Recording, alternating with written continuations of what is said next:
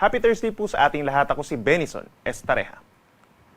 Patuloy pa rin po ang epekto ng easterlies o yung mainit at maalinsangang panahon sa malaking bahagi po ng ating bansa na siyang sasamahan lamang ng mga pulu-pulong mga paulan.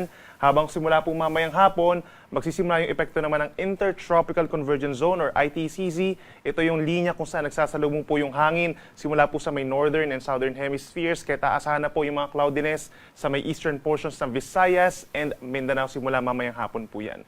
Samantala, base naman sa ating analysis, wala pa rin tayong nakikitang bagyo na mabubuo sa loob ng ating Philippine Area of Responsibility hanggang sa simula po ng Holy Week. Ngayong araw po, dito sa malaking bahagi ng Luzon, patuloy pa rin ang improved weather conditions. Halos katulad ng weather conditions po as yesterday, epekto pa rin yan ng easterly. So maraming lugar ang magkakaroon ng maaraw na panahon at sasamahan lamang po ng minsan makulimlim na panahon, lalo na po sa dakong hapon hanggang gabi. At sasamahan din ng mga pulu-pulong mga paulan or pagkidlat pagkulog, lalo na sa may eastern section ng Luzon. Dito sa Metro Manila, asahan pa rin pong mainit na tanghali hanggang 34 degrees Celsius air temperature po yan, habang sa may Baguio City mula 17 to 25 degrees at posibleng pinakamainit ang air temperature, pinakamataas ang temperatura sa may Cagayan and Isabela hanggang 35 degrees Celsius.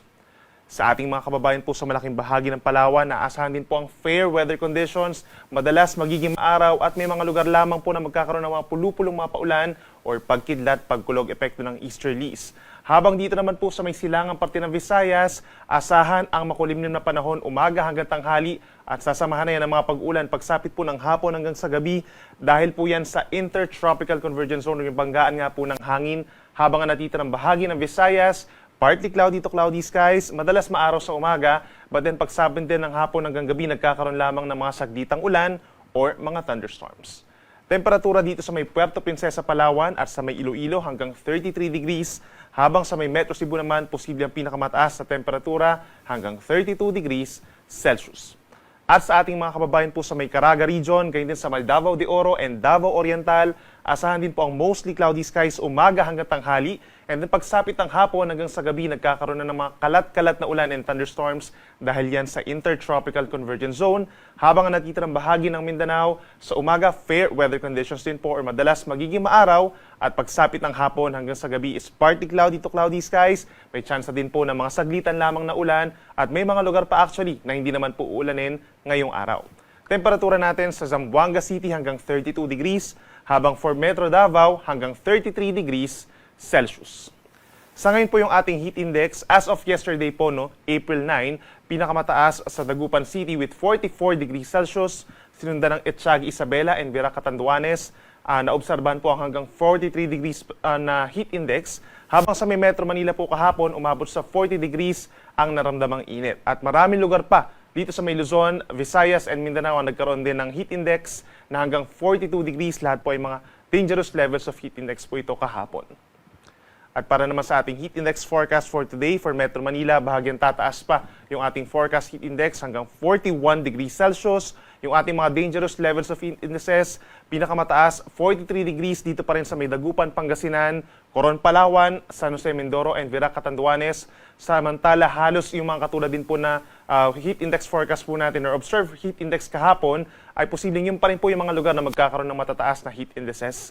Kabilang na dyan ng Isabela, Bulacan, Palawan, dito po sa mga areas ng Iloilo, Bohol, hanggang sa may Zamboanga City and Cotabato City, matataas po ang mararamdamang init.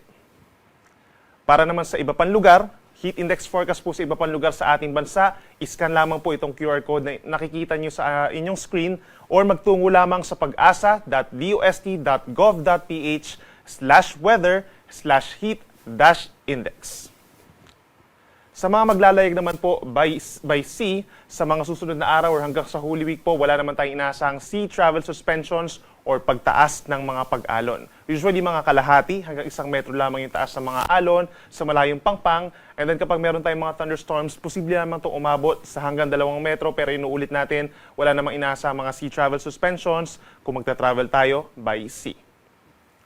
At para naman sa ating 4-day weather forecast, sa susunod na 3 araw, aasahan po natin ang mga paulan dahil sa Intertropical Convergence Zone pa rin. Ito po ay sa malaking bahagi ng Visayas and Mindanao by tomorrow, araw ng Biyernes.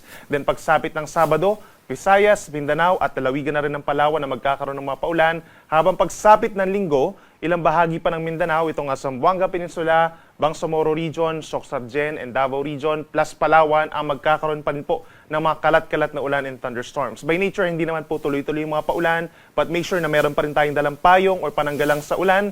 Mag-ingat pa rin sa banta ng baha at landslides kung nakatira po tayo dito sa may Visayas and Mindanao, lalo na sa mga bulubundukin ng mga lugar at lagi tumutok sa ating mga updates. Kabilang rin dyan yung mga mamamasyal po over this weekend dun sa mga nabanggit natin na lugar. For the rest of Luzon, kabilang na dyan ang Metro Manila for the next 3 days or hanggang sa araw po ng linggo, asahan pa rin ang fair weather conditions. Madalas magiging maaraw, kaya ibig sabihin magiging mas mainit pa at maalinsangan ng panahon at sasamahan lamang yan ng mga saglitang ulan or mga thunderstorms na usually nagtatagal ng 1 hanggang 2 oras.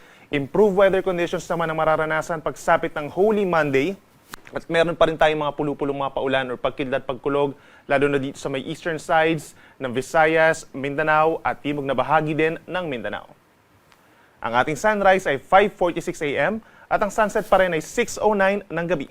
Yan muna ang latest mula dito sa Weather Forecasting Center ng Pag-asa. Ako muli si Benison Estareja na nagsasabing sa anumang panahon, pag-asa ang magandang solusyon.